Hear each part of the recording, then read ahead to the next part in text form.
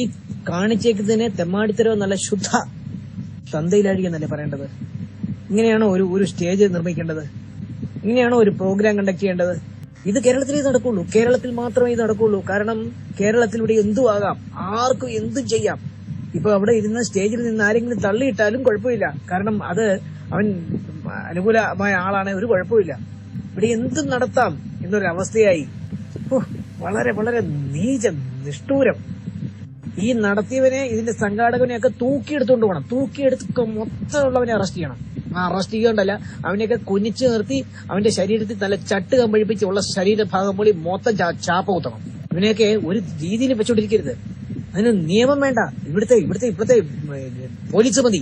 ഇവനെയൊക്കെ കൊണ്ടുപോകണം, മൊത്തം തൂക്കിയെടുത്തോണ്ട് പോകണം. 1-2 പേരെ സംഘാടകരെ മാത്രം അറസ്റ്റ് ചെയ്തിട്ട് കാര്യമില്ല. സ്റ്റേജ് കെട്ടിയവനെ അറസ്റ്റ് ചെയ്തിട്ട് കാര്യമില്ല. പന്തലുകാരനെ കൂടെ അറസ്റ്റ് ചെയ്തിട്ട് കാര്യമില്ല. ഈ മൈക്കാരനെ കൂടെ പിടിച്ചിട്ട് കാര്യമില്ല.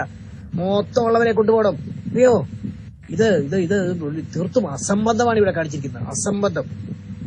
വികാരമുള്ള, മനുഷ്യത്വമുള്ള ആർക്കാണെങ്കിലും രക്തം തിളയ്ക്കും. സ്റ്റേജിൽ വന്ന ഒരു മനുഷ്യൻ തിരിഞ്ഞു പോയപ്പോഴത്തേക്കും ജസ്റ്റ് ഒന്ന് മാറിയപ്പോഴത്തേക്കും താഴെ പോയി. ഒരടി പോലും വീതിയില്ലാത്ത ഒരു സ്റ്റേജ്, ഒരടി. സംഘാടകനൊന്നും കണ്ടില്ലേ, കാണുന്നില്ലേ? സജി ചെറിയാനും കണ്ടു കാണാൻ പറ്റിയായിരുന്നു. ആർക്കൊക്കെ കാണാൻ പറ്റില്ല. അവൻ മന്ത്രിയല്ലേ? കുന്തംകുട ചക്രത്തിന് സ്റ്റേജിന്റെ ചുറ്റിനും നല്ല ഒന്നാന്തരം കമ്പി, നല്ല നട്ടും ബോൾട്ടും ഇട്ട് മുറുക്കി നല്ല ഒന്നാന്തരം വളയം ഉണ്ടാക്കേണ്ടതിന് പകരം ഒരു റിബൺ. ഇവനെയൊക്കെ സമ്മതിക്കണം. അൽ കേരളത്തിൽ ഇതൊക്കെ നടക്കും. അൽ കേരളമല്ലേ, എന്ത് തെമ്മാടിത്തരവും നടക്കാൻ പറ്റുന്ന ഒരു സ്ഥലമാണ്. ഇപ്പൊ സ്റ്റേജിൽ നിന്ന് 2 പേരെ തള്ളിയിട്ടോ ഒരു കുഴപ്പമില്ല. അതൊരു പ്രശ്നമല്ല. ഇവിടെ നടക്കും. സ്റ്റേജിൽ നിന്ന് തള്ളിയിട്ടോ അത് തന്നെ വീണതാന്ന് പറയും. അതിനാണോ ഞങ്ങളുടെ ആൾക്കാരെ കുറ്റപ്പെടുത്തുന്നത്? ഇവിടെ എന്തും നടക്കും. എന്റെ പൊന്നു ഷാജൻജി, ഈ കേരളത്തിൽ ഇത് എന്തും നടക്കാൻ പറ്റും. കാരണം നടന്നതല്ല. അവനെതിരെ ഒരു ചോദ്യമില്ല, ഒരു അപ്പീലും ഇല്ല. അത്രയും നെറികെട്ട നാടായിപ്പോയി കേരളം. ആർക്കും എന്തും ചെയ്യാം, എന്ത് കൊള്ളതായ്മ ചെയ്യാം, കൊല്ലാം, ഒരു കുഴപ്പമില്ല. പോയത് ആർക്കും പോയി, ഇവിടെ ആർക്കും പോയി? ഇവിടെ പാവവും ഉമാ തോമസിന്റെ ആരോഗ്യവും അവരുടെ ജീവിതവും അതുപോലെ 2 മക്കൾക്കും വേറെ ആർക്കും ഇല്ല. അതുപോലെ ഹൈബീഡ് എന്ന് പറയാൻ നെറികെട്ടവൻ, അവന്റെ കൂടെ സഹപ്രവർത്തകയല്ലേ, അവന്റെ കൂടെ പോയ സഹപ്രവർത്തക താഴെ വീണ് തല പൊട്ടിച്ചേറി വാരിയെടുത്തോണ്ട് ഹോസ്പിറ്റലിൽ പോയി. ജീവിതത്തിനും മരണത്തിനും ഇടയ്ക്ക് കിടന്ന് പിടയ്ക്കുക. അവനവിടെ നിന്ന് പരിപാടിക്ക് ഉദ്ഘാടന സമ്മേളനത്തിൽ നിന്ന് കൈയടിച്ച് അവൻ ആസ്വദിച്ചു.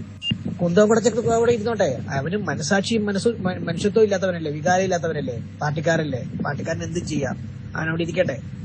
പക്ഷെ ഹൈബീഡൻ ഇല്ലല്ലോ, ആ ഒരു സ്ത്രീ അവന്റെ നേതാവിന്റെ ഭാര്യയല്ലേ, ടി തോമസ് നേതാവിന്റെ ഭാര്യയല്ലേ, ഒരു MLA അല്ലേ, നല്ല ഒരു നേതാവല്ലേ. അവര് ജീവന് വേണ്ടി പിടയുന്ന അവസ്ഥയിൽ അവൻ ഇവിടെ കുത്തിയിരിക്കാവോ?